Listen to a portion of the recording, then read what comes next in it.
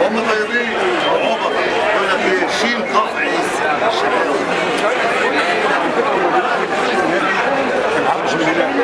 مش عايز ايه ما سجلتش النهارده؟ هو من عند السلم اللي انت يا ابني عايز ثلاثة اسعى بالثلاث روح اسعى بالثلاث روح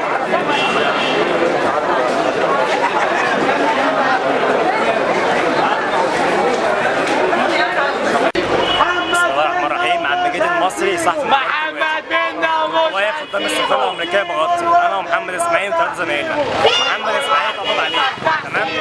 كل الصحفيين اتمسكوا اتسحلوا وانا منهم ضربنا بس خلاص الا محمد اسماعيل عشان كان عايز قال للواء انا عايز حقي فقط لا غير. قال له لو عايز حقي قال له طب اركب العربيه وانا هديك حقك. لغايه دلوقتي سجن 4 ايام على ذمه التحقيق. اللي بعد كده دي اول حاجه. ثاني حاجه قوات الامن المركزي كانوا بيمسكوا المتظاهرين مهما كان هم مبرشمين او غلطانين كانوا بيمسكوهم يسحلوهم. سيبك من السحل كانوا بيمسكوهم يتحرشوا بيهم جنسيا. الامن المركزي كان يتحرش جنسيا بالمتظاهرين وانا شاهد والاستاذ هبه غريب شاهده وعلاء رضوان شاهد وامينه ابو عقيل صحفيين من جريده الوادي شاهدين على ده كله. يعني ايه يتحرشوا جنسيا؟ اوصف لي اللي بيحصل ايه؟ كان بيقلعوهم هدوم يا باشا قدام. كان يبقى عليهم هدوم يتحرشوا بيهم جنسيا. لا ده الاستيراد يعني كلام تاني يعني اقل كلمه ولا كانوا بيتحرشوا بيهم غير اللي كان بيحصل جوه. واحد عسكري امن مركزي قال لي احنا بنقلعهم جوه والظباط بيوريهم بقى. حضرتك عارف بقى بقيه الكلام. كان في تحرش جنسي بالمتظاهرين. قوات الامن المركزي دول مغيبين. دول مش كان جوه فين؟ اتحرشوا بيهم جوه فين؟ يا فندم جوه العربيات يعني؟ في العربيات بيتحرشوا بيهم وغير في العربيات كانوا بيتحرشوا بيهم قدامنا بيسحلوهم على الارض وبيتحرشوا بيهم. بس شكرا.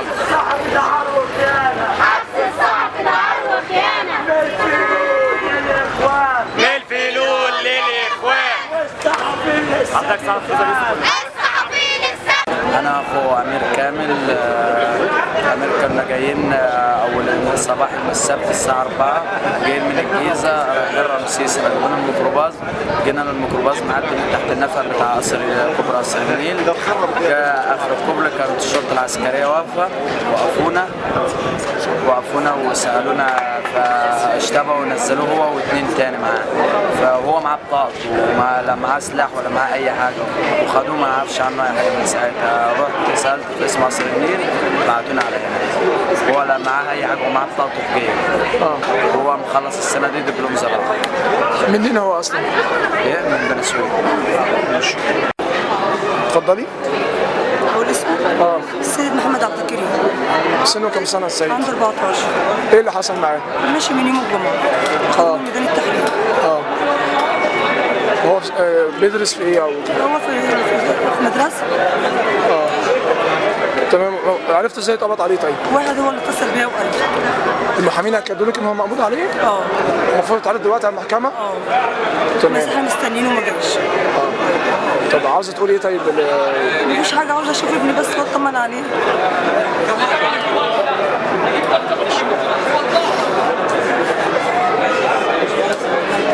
أنا والدة محمد روبي. هو كان رايح يدور على أخته في التحرير وخدوها ومش عارفين له أي مكان ودايرين يموضحونا من هنا لهنا من سجن طرة لحد هنا عمالين نتموضع كل شوية. احنا عايزين نعرف مكانهم فين واخدينهم ليه والمدرسة النهاردة. هو والده واقف ملوش حد. أنا عايزة أعرف ابني فين. عنده 14 سنة. اتقبض عليه فين؟ إيه؟ اتقبض عليه فين؟ اتقبض عليه في التحرير.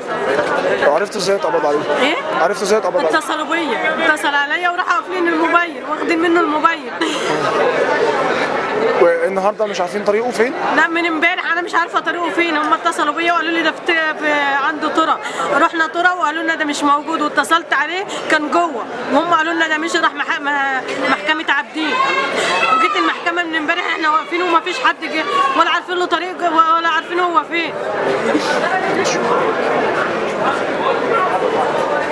خالد محمد احمد رافض طالب كلية التربية منصورة. صلى الفجر يوم الخميس وقام جاي علينا الجمعة الصبح ومن ساعتها ما اعرفش عنه حاجة خالص وتليفونه مقفول وكل حاجة مقفولة ومش لاقية ولا عارفة اسأل فين مش عارفة اسأل فين ولا عارفة اروح فين ولا حد راضي يدلنا من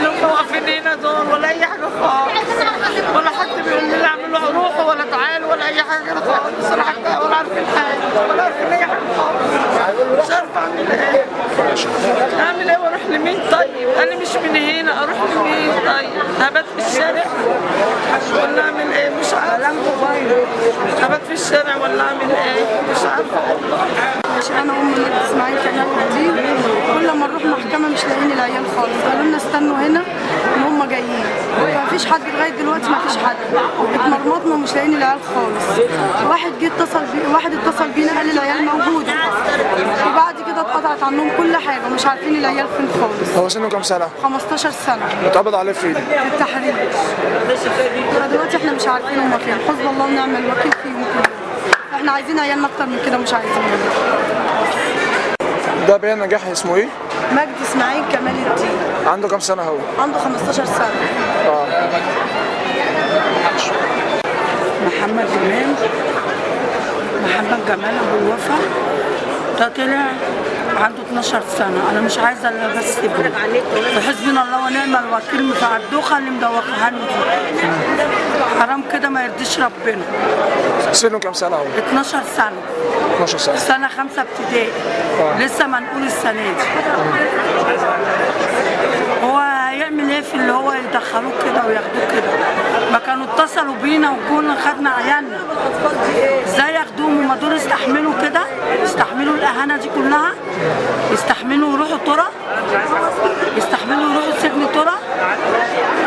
المعسكر هناك ما ينفعش كده طبعا، ما يرضيش ربنا. عيل ماشي في حاله ورايح يجيب شنطه المدرسه يتاخد، يتاخد كده ازاي يعني؟ خد بقى دي شهاده نجاح محمد في سنه كام؟ عايشه طالع 5 ابتدائي. يعني لسه رابعه يعني. هو لا مش عايز، طالع 5 ما سقطش خالص. هو احتمال ياخد السنه ده كان مطلعها عليه بتاع المدرسه كده، من المدرسه. احتمال تجيبه معايا ان شاء الله. هو يعني ولا مشاغب ولا في اي حاجه. هو بقى له نص ساعه جوه.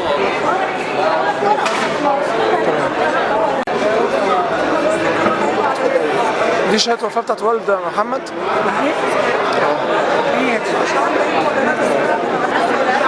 تمام. دي شهاده ميلاد محمد جمال ابو الوفا، سنه 12 سنه. واتقبض عليه في حدث التحرير بتاعت السفاره. اتقبض عليه وهو ماشي. وهو ماشي. اسمي ميرفت موسى، انا ربة منزل، ولا بنتمي لحزب ولا ائتلاف ولا جبهه ولا مجموعه ولا جروب ولا كل الهري اللي هارين دماغنا بيه دوت، واسماء بس ما بتعملش حاجه. محمد ابن من ولادي في الميدان. محمد كان معترض تماما على اللي بيحصل. اسمه محمد ايه؟ محمد عبد الله العباسي. محمد كان معترض، مش معترض على ان الولاد واقفين، او هو معترض على انه عارف ان ده كمين بيتنصب لهم، وان هم في الاخر هم بيحققوا اللي هم عايزينه، وبيجيبونا عن طريق ان احنا بنبقى نازلين خايفين على اللي بيتضرب، عشان عارفين ان احنا لسه عندنا دم ومش هنسيب اي حد بيتضرب. بس هو كان معترض كله ان هو متاكد ان ده كمين، وهو الكمين بيتنفذ بحذافيره، لانه زي كل مره، حتى من غبائهم بيعملوا كل مره زي ما هو، ومن غبائنا برضه ان احنا كل مره بنقع فيه زي ما احنا. بس انا هرجع تاني واقول، كل ما هنلاقي نقطه دم لواحد مصري، حتى لو كان بلطجي، حتى لو كان حد من افراد الشرطه اللي بيسفكوا دمنا، برضه احنا هنجري عليه ومش هنسكت وهنجيب حقه. انا كلمت محمد، كانت الساعه 11:30. كلموني في الميدان، كان في عياده واحده بس معموله، وكانت معموله عند المجمع، وبعدين بداوا يطلعوا من بره، بداوا يضربوا عند المجمع، فكانت الناس الامكانيات ضعيفه، فبداوا يشيلوا العياده نقلوها في الصينيه. بدات القنابل تخرج من عند المجمع، من بعد المجمع عدت كنتاكي الناحيه الثانيه. الميدان ما كانش مقفول، العربيات كانت كتيره جدا، القنبله نزلت في وسط العربيات، وده انا شفته بعيني في وسط العربيات الصبح في عز الزحمه. يعني لو كان في طفل في اي عربيه اكيد كان هيموت، ما فيهاش الكلام يعني. فبدانا ننقل العياده تاني، لما فضلوا يحاصروها من كل الاتجاهات، ما لقيناش قدامنا غير كوبري قصر النيل، فنصبنا العياده على كوبري قصر النيل، وكان فيها حاجات معقوله لغايه مثلا الساعه 7-8. على الساعه 11 بالليل 11:30 كلمتني امنيه، قالت لي الحقينا احنا ما معناش غير ازازتين خميره وحالات فتح الدماغ، لان البهوات بداوا تاني يستعملوا كسر الرخام بنفس القذاره وبنفس الاسلوب، وبدا الخرطوش يشتغل. الناس كان بيطلع من جسمها بال 32 وبال 40 بليه. الحقينا احنا احنا ما معناش ولا حاجه. قلت لها انا مش هينفع انزل دلوقتي، انت عارفه انا كبيري لازم اكون في البيت الساعه كذا. فقالت لي طب نتصرف ازاي، احنا بنموت احنا بنموت. انا مش مشكله نموت، بس المشكله يبقى معايا اللي اسعف بيه لما حد يجيني عايز يتسعف. فانا كلمت محمد انت فين؟ قال لي انا بعيد خالص، انا ورا عبد المنعم رياض. قلت له يا محمد، قال لي انا رافض. قلت له ما تناقشنيش، ما بقناش عندنا الرفاهيه ان احنا نناقش رافضين او مش رافضين او مؤيدين. الناس بتموت في الشارع وانا مش هعتمد على حد يودي الحاجه دي الا انت. قال لي اجي لك فين؟ قلت له تعالى لي في المكان الفلاني، خد مني الحاجه ولو سمحت روح وديها على كوبري قصر النيل، هتقابلك هناك امنيه وانا هديك تليفونها تنسق معاها وتديها الحاجه عشان اخواتك بيموتوا هناك في الميدان. جه بالفعل في المكان واخد مني الشنط كلها، الادويه اللي انا كنت بعتها، وراح بعديها بساعه بتكلم عشان اطمن الحاجه وصلت ولا لا، لقيت موبايله اتقفل. بعديها تاني يوم الصبح اخته كلمتني وقالت لي محمد مش موجود، محمد موبايله مقفول. محمد كان من ضمن الناس اتعذبت في 9 مارس في المتحف وبعد كده في السجن الحربي. احنا لسه بنعالجه لغايه النهارده. كفايه بقى كفايه. محمد كان رايح يودي دواء، كان رايح يودي دواء، عايزين تضربوهم وكمان نسيبهم يموتوا؟ انتوا معمولين من ايه؟ معمولين من ايه بالظبط؟ على العموم انا مش هلوم على حد، لان انا ما اعترفتش بمرسي رئيس وما اديتوش صوتي، ولغايه النهارده مش هعترف بيه رئيس لسبب. الرئيس بيبقى رئيس على دوله، احنا في لا دوله. اللي احنا عايشين فيه ده لا دوله، مفيش دوله. صمت حكومي تام والناس بتتضرب تاني 4 ايام. احنا شلنا ايه وعملنا ايه وغيرنا ايه؟ هم دول اللي جه على دمهم وعلى كرامتهم وعلى حريتهم، هم دول. وعلى فكره اذا كنت انت بتطلع قدام الكاميرات تصلي عشان الناس تقول واقف، افتكر في اللحظه دي انك واقف قدام ايدين ربنا وهيحاسبك على العيال دول. شكرا. تقول يا صديقي عن محمد عباسي؟ محمد صديقنا من اول الثوره، وكان معتقل في 9 مارس وتعذب في المتحف، وتكمل التعذيب عليه في السجن الحربي، وخد برضه حوالي 70 يوم في سجن العقرب. محمد خرج طبعا كله امل وكله طموح في ان الثوره تنجح. كمل معانا وكان موجود معانا في كل الفعاليات وفي كل الاحداث. كان امبارح نازل عشان يودي ادويه للمستشفى الميداني، اتقبض عليه للاسف. احنا طبعا يعني بنطلب ان الداخليه يعني تبطل الحاجات اللي بتعملها. بنطلب يعني اقل حقوق لينا ان احنا نعرف المعتقل ده محبوس فين.